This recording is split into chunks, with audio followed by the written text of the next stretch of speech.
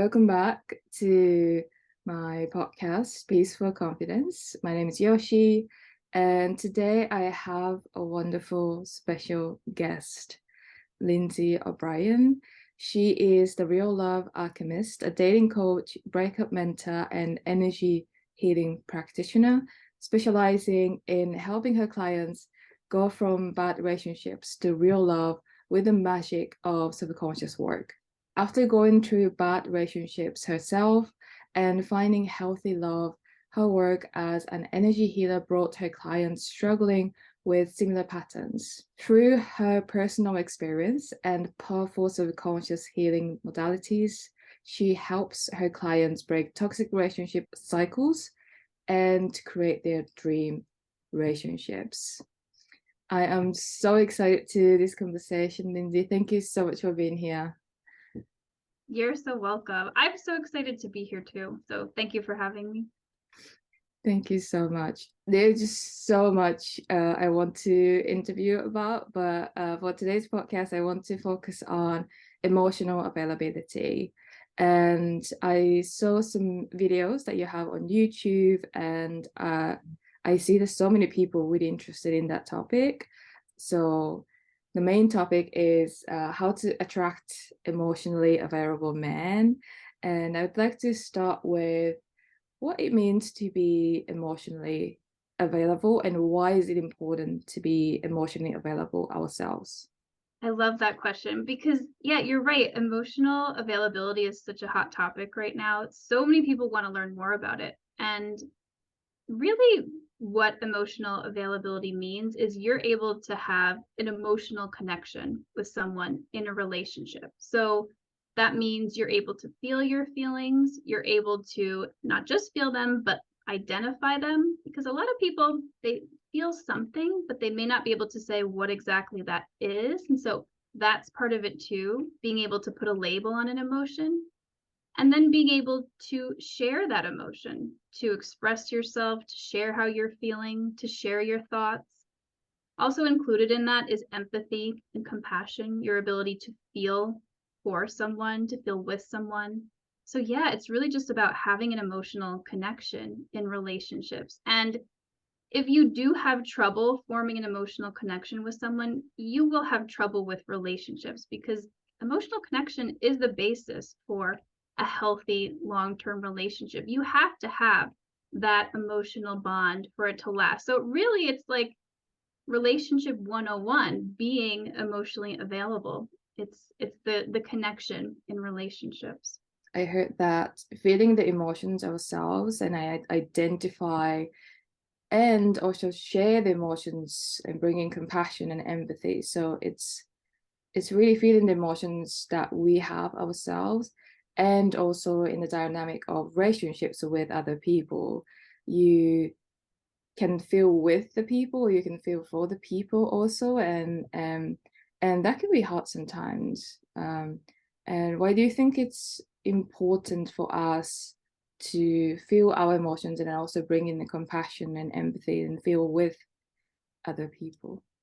Yeah, I think it's so important because so many of us are looking for that type of dynamic in a relationship where we feel heard, where we feel safe to bring our own stuff, our own emotions. And so we do need the ability to maybe not understand exactly what that other person is feeling because maybe we haven't been through the exact same situation. But if we can understand close enough, like let's say your partner is bringing to you a challenge that they had at work. Maybe you haven't had the exact same thing, but if you had a similar situation happen to you and you know how that felt, maybe it made you angry, maybe it made you feel very sad, you can be there for them. You can say, oh yeah, like I can understand how that would feel very bad for you. And that's what so many of us are looking for. We're looking to be understood. We're looking to be heard. And we really can't do that unless we understand ourselves and our own emotions. That's what I like in my coaching programs. So many people, I work with men and women now, and so many people are looking for availability. That's what they want. They want somebody who they can sit and talk to, who isn't going to like tell them to just suck it up or like, oh, it'll be fine. No, they want to have the deep conversations. They want to feel heard. So that's the trend, it seems like, in dating and relationships. People want that emotional validation. They want that emotional connection. So what I'm hearing from my clients is, if you want to find love in 2023 and in the future, emotional availability is where it's at. Before I do any comments, I'm so happy that you're also working with men, because Yeah. I feel like men need your work more than anything. Like, I really feel that. I've talked to a lot of men and my clients that I wouldn't say just men or like generalizing that, but men oftentimes find it really hard to feel the emotion themselves, because they're taught to man up and don't feel the emotions and don't cry. So I'm really happy that you work with men now as well. Even with my friends, not just a romantic relationship, but when I had a bad day or a hard time, I just want other people to hold the space for me to sometimes just vent, sometimes just, cry, Yeah. and not really in the problem solving mode. I just want the space, and that requires them having that emotional availability themselves. And I obviously want to do that for them and my family and my romantic partner. So and that deepens the connection for sure. Yeah, and I want to ask you why, not just for men, but why is it sometimes hard to feel the emotions ourselves? Yeah, there can be so many things going on. And like, I can speak to this because I actually used to be unavailable myself when I was younger. It's only more recently in my life that I've been able to open up and be more available myself.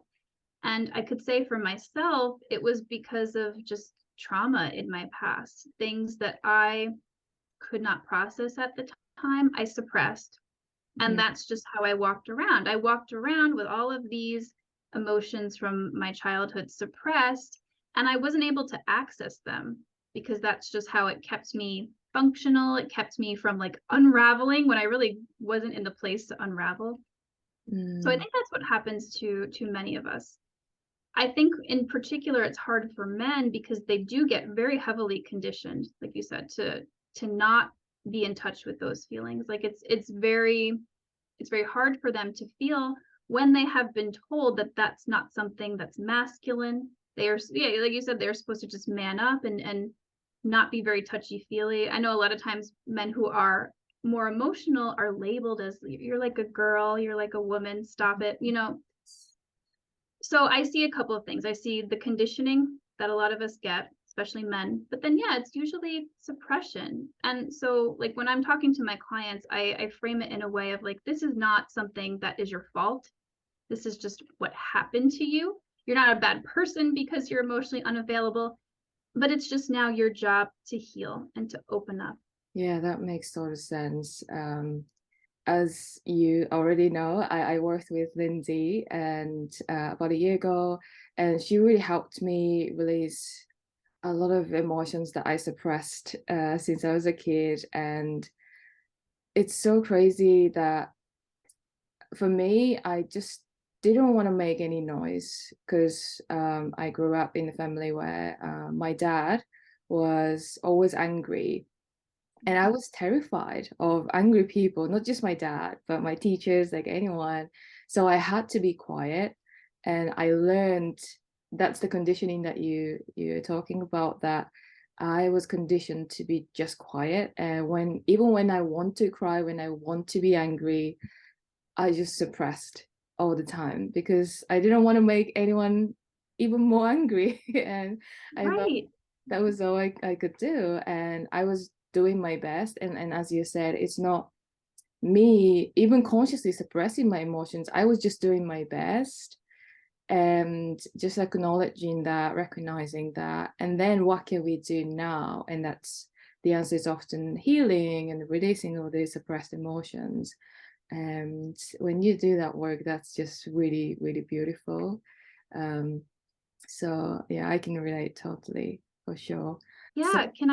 can I add something? Because you brought up a really great point, because in some situations we are not actually safe to feel our emotions or to express them. I mean, you brought up your situation. It may not have actually been safe for you. It sounds like it wasn't. And yeah, that is part of the conditioning we experience. So again, it's not our fault. It's not our fault we were in that situation. But yeah, that's where, now that we're adults and we're in different circumstances, we can get ourselves into safe places where we can open up and we can heal. That's very true. I never felt safe. Even crying, like obviously if a kid is crying, like as an adult, if a kid is crying, it's like, oh, are you okay? Like nobody's gonna get mad at her or him. But I thought even just like me crying is gonna upset someone because I was just terrified and scared. And but realizing that as an adult, I'm not in that family dynamic anymore. It's much safer. I have a space for myself. And just realizing that it's different now, and our job, what we can do, and we can actually heal ourselves. We can actually let go a lot of the things that we suppressed since we were kid. And yeah, that recognition is so important, because we can change, we can get better. Yeah, that gives us hope for sure. So I also was not emotionally available myself. I went through a lot of toxic relationships, and I struggled a lot. And I now see myself as more emotionally available. But how can we know how emotionally available we are right now?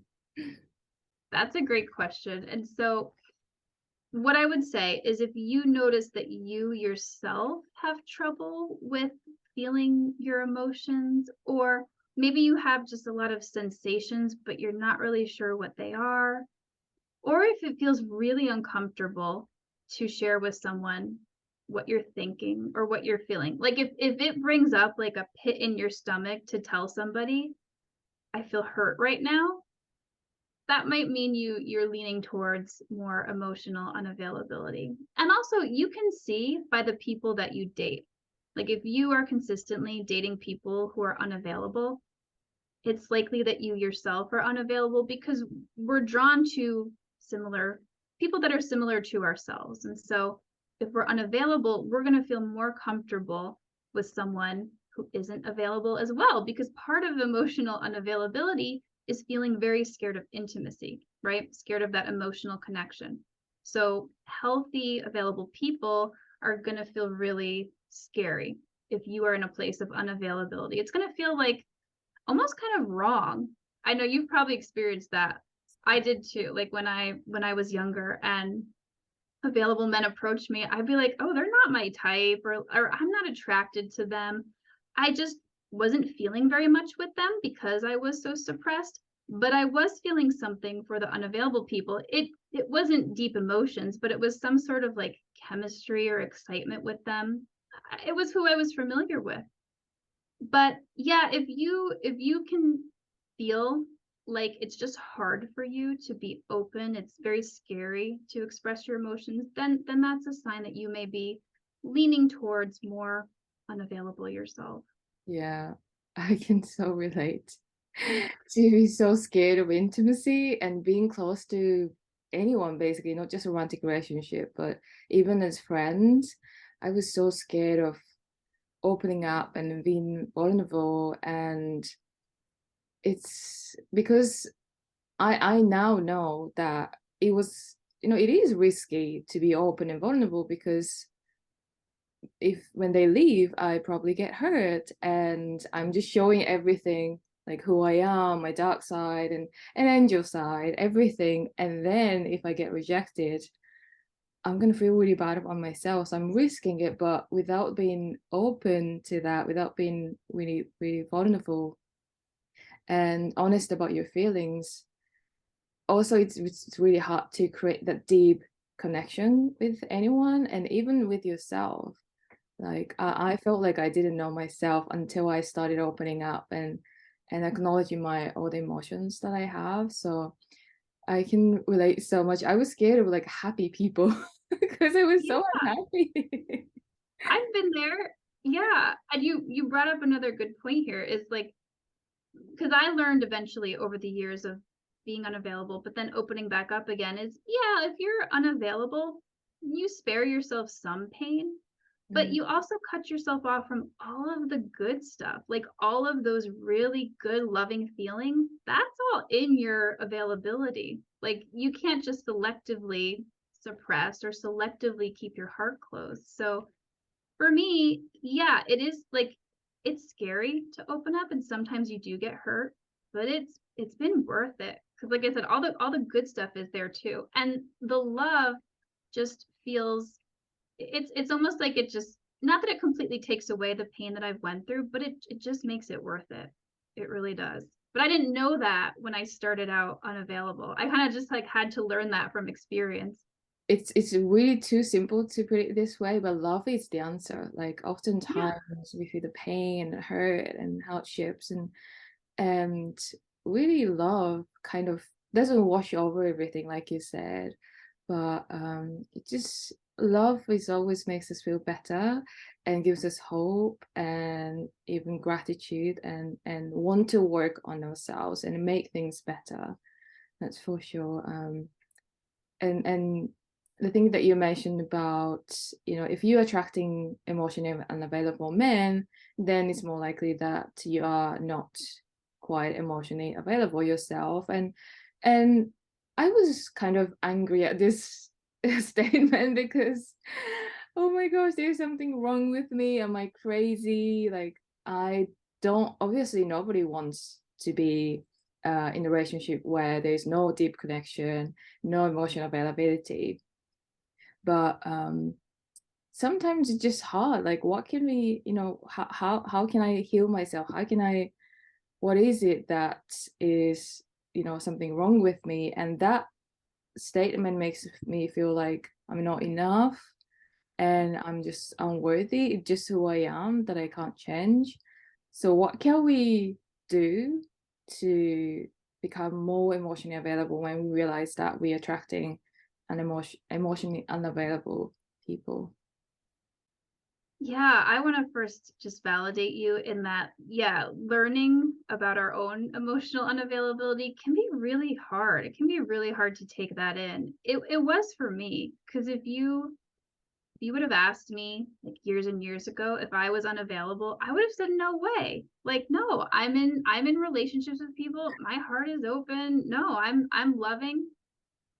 It did take me a long time to realize, ooh, no, actually, like there's a reason I was in this relationship with someone who was unavailable for so long. It's because I was comfortable with it, but I could not see it at the time. I really did think that I was the available one in the relationship. So if you're going through that, just know, yeah, like it's learning these things about ourselves can be really uncomfortable. But if you are learning that about yourself, please keep in mind that, again, it's not something that is wrong with you. It's a coping mechanism that you adapted at some point in your life just to survive whatever it was that you went through. So it's actually a good thing that you did that at the time because it got you to this place here where you're alive, you're a functioning adult, and now you can open up and make the changes because you're in a different circumstance. So it's never something to feel like, oh no, this is something bad about me or something that's wrong about me. It's difficult because a lot of the language out there can be kind of shaming towards unavailability. That's why I like when I speak about it, I try to always bring up like, hey, I've been there. Like it's not this terrible thing. But on the other side of it, it is very painful to experience when you're with someone who is unavailable. Mm-hmm. So if we want to be the best partners we can be, we do have to open up. And the thing that I tell my clients about opening up is that it's essentially a journey of discomfort because you were keeping your heart closed, you were holding back for a reason. And it's usually because we're afraid. We're afraid to get hurt. We're afraid something bad is going to happen. So when we're opening back up again, we want to go in knowing that it's going to be uncomfortable. It's going to feel vulnerable to start doing this. It's going to feel scary. But if we know that going in that, okay, this is how it's supposed to be, it can be easier. So that is what I tell people. Like, just know that it's not going to feel good the whole time when you start out doing this. But the more that you practice opening up to people and sharing yourself, the easier it will get. And you will eventually teach yourself that it's not as scary as we imagined it would be. Like, because in our heads, we can think that, oh my God, it's going to be like the worst. Like, I'm going to be completely alone. Maybe somebody will hate me. It just feels like a disaster, right? But what I recommend that people do is to find a safe person, like a therapist, a coach, somebody you feel comfortable with, and start there. Start with baby steps. Just tell them something little about yourself that maybe you haven't told anyone before. And then just work with whatever emotions are coming up, because you're probably going to feel a lot. If you've been suppressing for a while, it's good.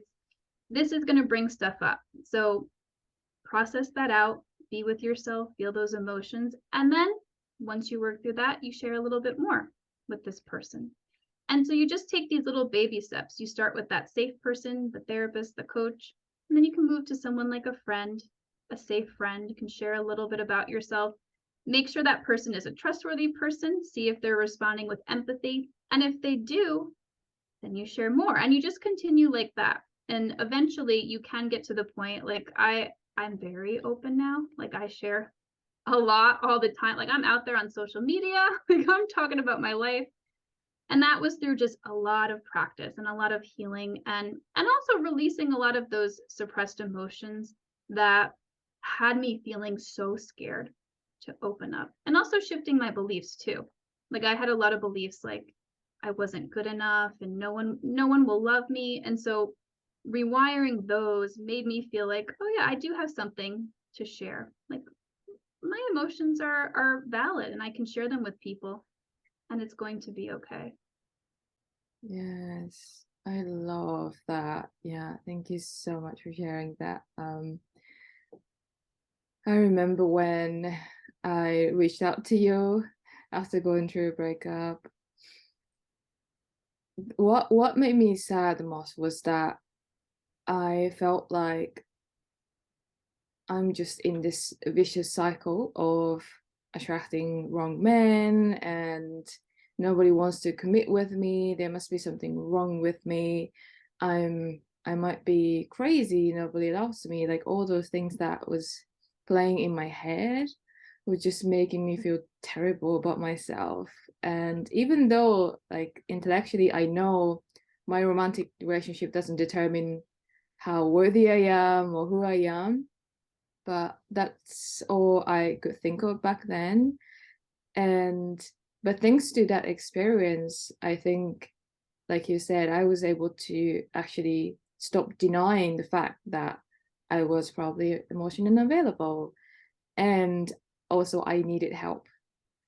I was always trying to do, reading books and and watch YouTube to try to help myself, but I really needed help. But asking for help wasn't really coming natural to me at all, because I wouldn't say I wasn't allowed to, but I didn't know how for a very long time.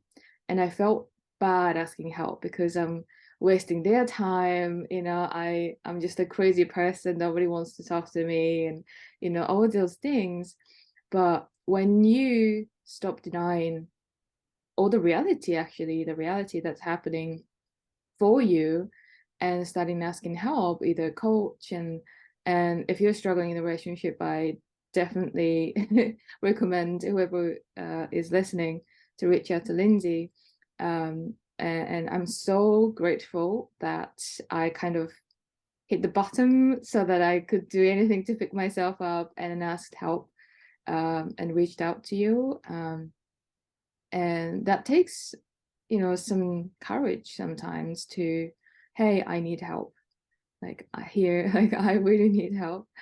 And I was really nervous. I remember when I was reaching out to you, but my friend back then, kind of around that time, finished the program with you, and she told me all the experience that she had, and like you said, it wasn't not all comfortable, and there was so much discomfort.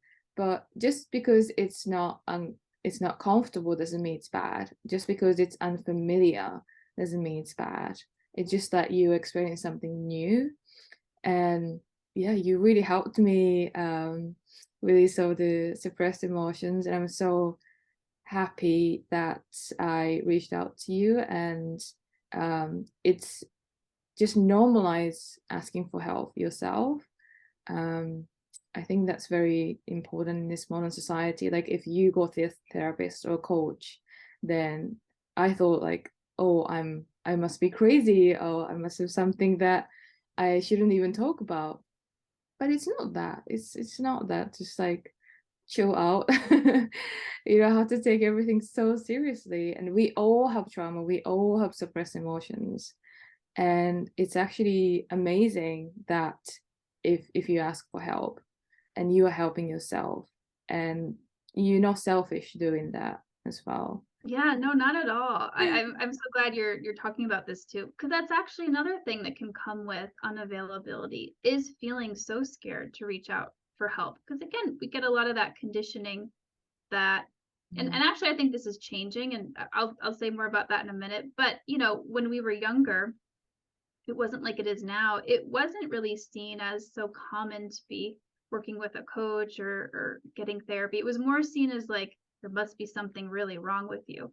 So yeah, a lot of us feel that, and that's maybe how we feel when we think about reaching out. It has to get like really bad for us, and it was the same way for me too, which is why I love seeing what's happening now, where mental health has, like, taking good care of your mental health has become so much more acceptable and even desirable. This is like what's blowing my mind now is women in particular, but men too, are now looking for people who go to therapy. Like that's what they want. They actually want people who are taking care of themselves, who are growing. So I love that that's happening. But yeah, I mean, when you said that discomfort doesn't necessarily mean it's bad. Yeah, that's basically whenever you're growing or you're making a different decision, when you're getting out of your comfort zone, that's the definition. It's uncomfortable.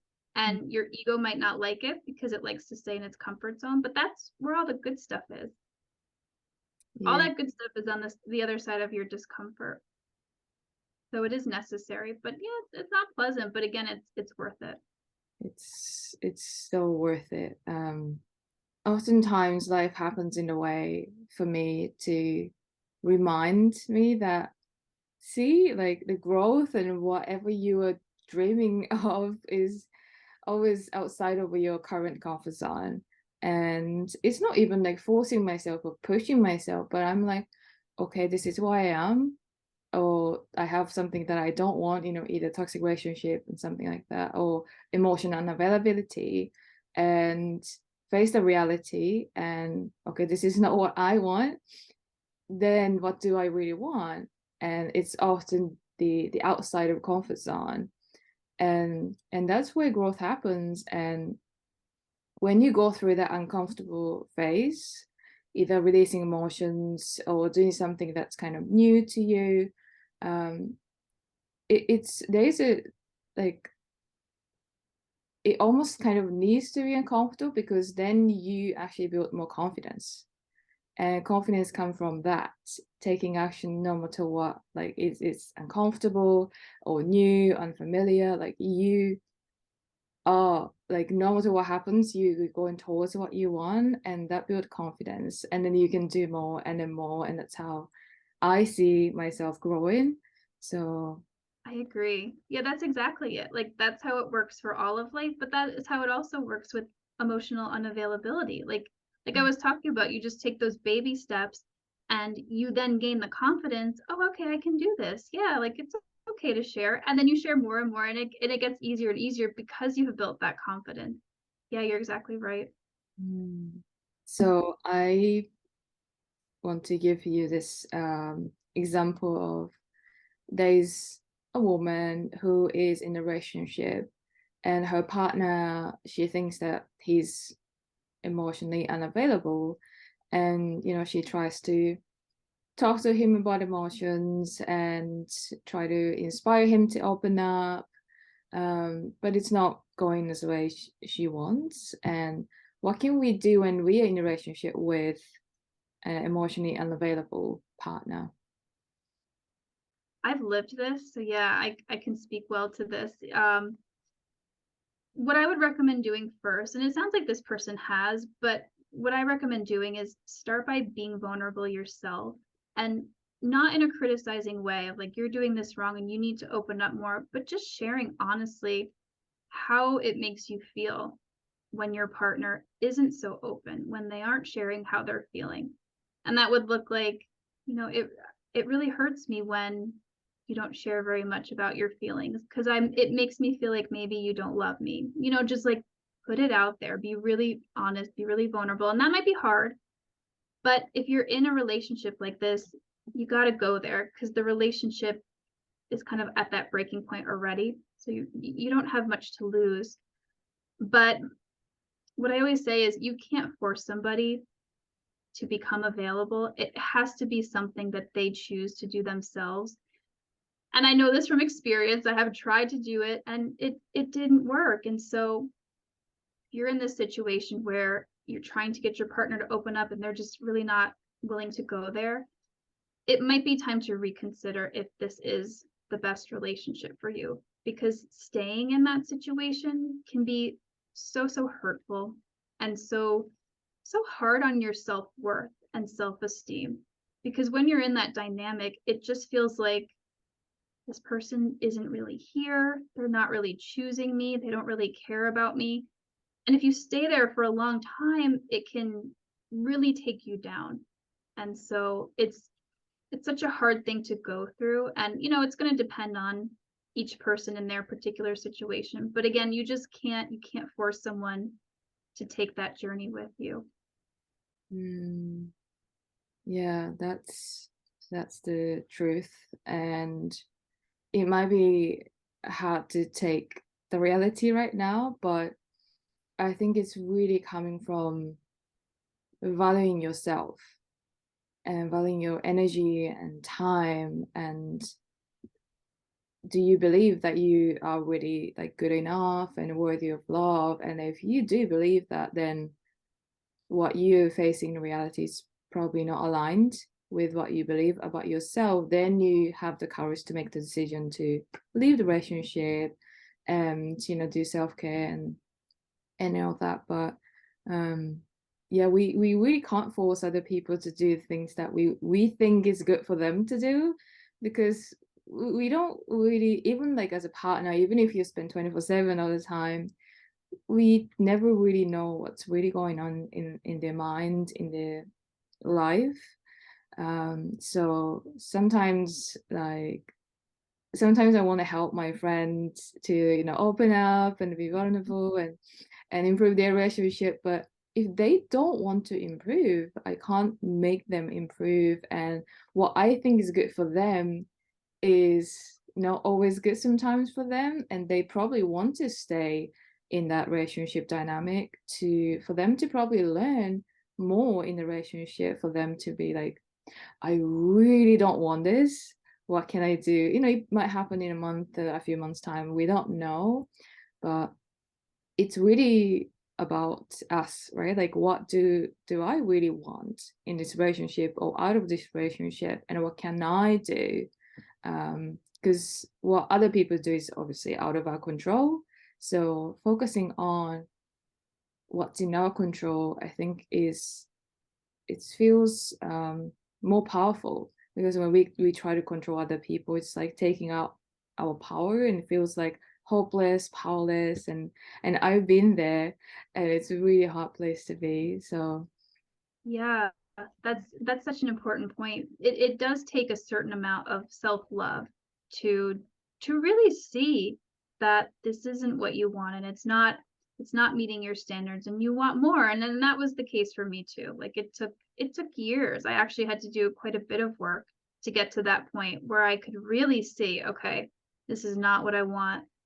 I mean, my partner at the time, this was my ex-husband, he even said, like, he said straight up, I can't do these things that you're asking me to do. And but it took that long for me to really have that sink in and say, you know what? Yeah, I have to move on, because I'm worth more than that. Like, I am lovable. I am worth being in a good relationship with someone who wants to express how they feel, who wants to tell me, I love you, you're important to me, I care about you. That's what I finally realized. And that does take some work. You're right. Yeah, and that starts within you. And it's I think in the relationship world, it's like, how can I get a good man? How can I do certain things and focus on kind of external things? But it's really more about, do you really believe that you're enough? Do you believe that you deserve an amazing relationship, amazing emotionally available man yourself? And I definitely did not believe in that at all. um so it's just so true that it is really about you, and it should be freeing to hear this, because whatever happening inside of you is in your control. um so yeah, it's really beautiful. Yeah, I mean, that's why I have the program that I do. It's essentially to focus on you. Of course, we do talk about dating and things like that and strategies, but mostly it's doing the internal work so that you know, like without a doubt, that you are lovable and you are worth being in a healthy relationship and you feel comfortable with intimacy. That's exactly what I do. And the reason why I do it is because that's where it starts. That's how you get to that healthy relationship. You embody those qualities yourself and you know that you deserve it. Yeah, I'm getting chills because when I don't want to talk too much about my experience, but when I met a really amazing man, I sabotaged the relationship really hard because I didn't believe that I deserve him. Like, I didn't believe that I deserve a good relationship, even though obviously what I wanted was exactly that. And he was much more emotionally available. He was like meditating, and he was a really cool person. But I couldn't be in a relationship because it just didn't match with what I believed about myself. So if anyone who's listening wants a really, really amazing relationship, it really starts with your belief and letting go of the old conditioning, and working on yourself.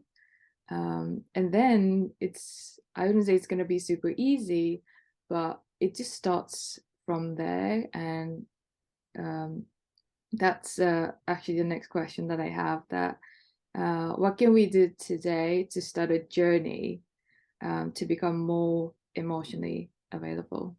The first thing that I would recommend doing is to sit with yourself.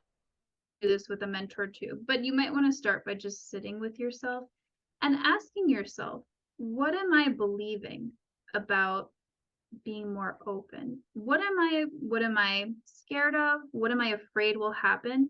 Just get really honest with yourself, and you can even journal this out, like write it out on a piece of paper, and then you can talk to maybe a therapist or a counselor about this, but get it out first. And you might be surprised to see what you're actually believing, because sometimes when you see it on paper, you're like, oh, wait a minute, that won't happen. I really thought that would happen. But there might be some things that, when you look at them on paper, do actually seem like they could be true. Like, maybe you're afraid that if you're open, your heart's going to get broken. And that might happen. And so when you have this out on paper, then I would recommend getting help with some of those sticky ones that you really can't see through, that actually do seem very true. I mean, what I love to do is to release the suppressed emotions, but really, I mean, you can do this work with anyone who can help you do that deep emotional work of figuring out how to shift your mindset, your deeper subconscious beliefs, so that you feel like it is safe to share. And maybe what this means is you actually have to change your situation. Like, if you're in an abusive relationship, that is not a safe place to be emotionally available. You will actually have to get yourself out of that situation in order to heal and in order to open up. But yeah, start with figuring out what you're actually believing and go from there. It can be very eye-opening. Yes, 100%. All these subconscious beliefs in our subconscious mind, so we don't really see until we actually sit down and ask questions to ourselves, like, what do I really believe about relationship? Why am I so scared of happy people? Why am I so scared of intimacy? Um, and asking that question to yourself, and really taking the time for you to do that. And if that is even kind of scary for you to do, then you can do with your friend who is yeah, like you said, trustworthy, you can trust, or you can even do it with a therapist or coach, and make sure that you feel safe. And like you said, if you're in toxic relationship and you don't feel safe, then you need to find a safe place for yourself, and it's always available, like a therapist, coach, Lindsay. And um yeah, it's really important, that safety to really open up, for sure. Yeah. Yeah, and especially having that, like, once you get in touch with yourself, having that outside perspective can be so helpful. Like, if you're really believing that if you share your emotions, people are going to think that you're wasting their time or something like that, having people say to you, "Oh no, like I would actually love to hear how you feel. You would not be wasting my time at all." That can help you to see things differently and feel a little bit more comfortable with opening up. Yes, that's so true. Like, when as a friend, when my friend like just wants to vent or like opens up for me, I feel honored. I feel like they trust me, and it makes me feel happy. But when I do that to my friend, I'm like, oh, am I wasting their time? Can I reach out to them? Like, are they busy? All these worries come up. But just think, in as they reach out to you, and if that makes you happy, then why don't you do that to your friends, and just reach out and talk about the feelings. And we kind of touched for the first few minutes that it doesn't mean you're weak, it doesn't mean you're like a girl or anything. It's actually true strength, that you can open up, you can be vulnerable.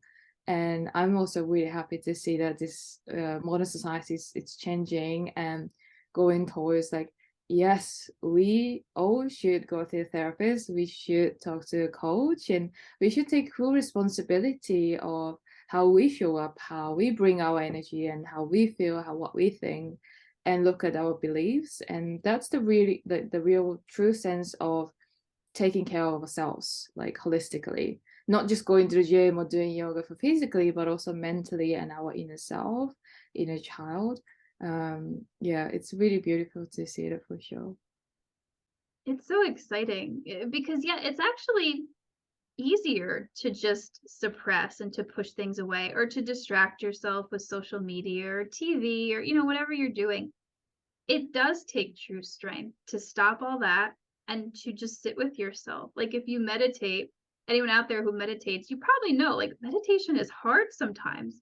It's one of the hardest things to do sometimes, just sitting with how you feel. So it does take a lot of strength. So yeah, I love seeing how the world is changing. And yeah, like I see people, like my clients are out there dating, and I see them looking at profiles, and some people say, like, I'm looking for someone who goes to therapy, and it's just like it makes me so happy because that was not the case like 10, 20 years ago. Yeah. So I just love where we're heading. And yeah, I think the more we talk about it and the more open we are about, like, I'm still doing my therapy, like I work with coaches, I'm always working, healing, growing, and yeah, then we can normalize it more and just talk about how good it's been for us, how helpful it's been.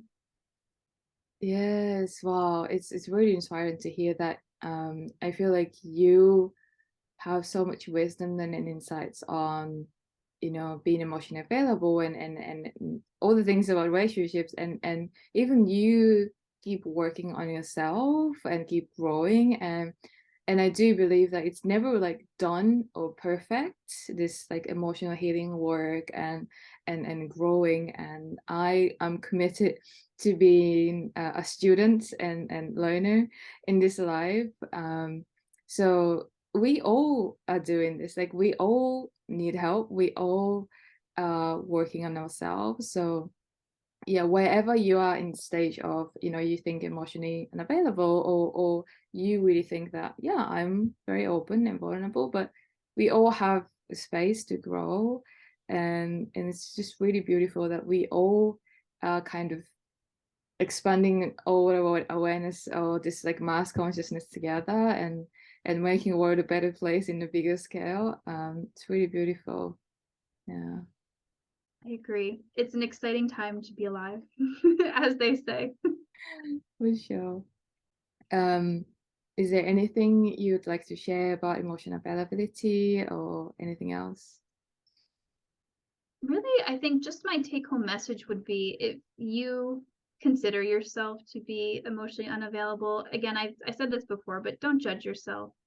Just know that this was something that you picked up, was a coping mechanism, and just know that you're still okay, you're still a good person, and you can become more available just through practice, through being okay with being uncomfortable. You can get there. You can absolutely open up and find healthy love. Wow, thank you so much. Wow, there's just so much wisdom and insight that I've learned from you, and I just want to briefly share my experience in your coaching program, Lindsay. And when I met you, I was just really sad, and oh, I still remember like how terrible I was feeling about myself, because about a year ago I was dating with someone, and I thought he was like very emotionally available actually, and he was open to talk about feelings and all those things. So I was seeing the future with him, but he didn't want to commit to be in a relationship with me, and that really hurt me. And then after breaking up with him, I was still thinking about him over and over again. And I remember I just walking down the street, and his name is not super common, but I saw, and even in Japan, he's English. And in Japan, I saw a store, furniture store, with his name. I was just like, no, he's everywhere. Like, I can't stop thinking about him. What's wrong with me? I just want to be happy. I just want to feel better. And around that time, I reached out to you, and you really hold a safe, non-judgmental space for me to express my feelings and really release all the suppressed. Like, I had so much fear and anger and all the things suppressed, and it was coming from since I was a kid. And as I was talking to you, I remember all the things that happened when I was a kid. It was just like really weird because I never really thought of it consciously. So I was releasing a lot, and it was uncomfortable at first because I was releasing a lot, and it can be tiring. Um, but thanks to that, I was able to let go of him completely. Like, I cut the contact completely, and I was able to let go of thinking about him. Like, I didn't have to think about him at all. I was just started focusing on myself, focusing on my growth, and starting my own business. And it's just like life started getting better and better. So I'm so grateful for you, and your program, coaching and energy healing program, is absolutely amazing. And if anyone out there is struggling with a relationship or trying to let go of your ex, or anything that struggle that happens in a relationship, please reach out to Lindsay. And it's just my one review that I'm sharing, but if you go to the website, you can see more reviews and other people talking about how Lindsay helped them as well. So if you're interested, please check that out. I'm gonna put your website, and you have amazing YouTube videos as well, and also Instagram. I'm gonna put all the links in the description, but just wanted to share like how Lindsay really helped me. And I'm not just recommending her program, not just because I went through it myself, and I know how she's helping her clients so powerfully. So yeah, I just want to thank you for doing amazing work.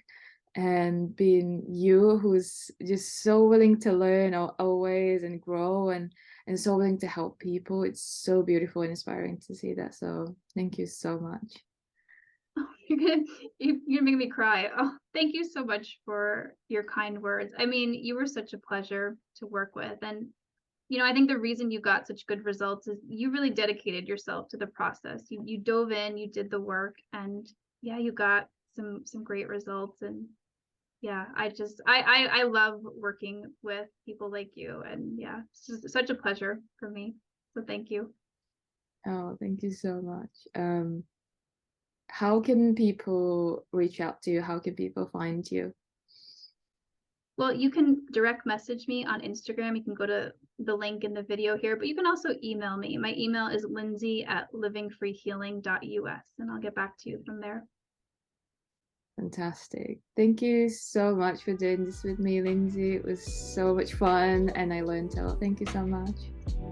You're so welcome. It's great to catch up. Thank you so much for having me.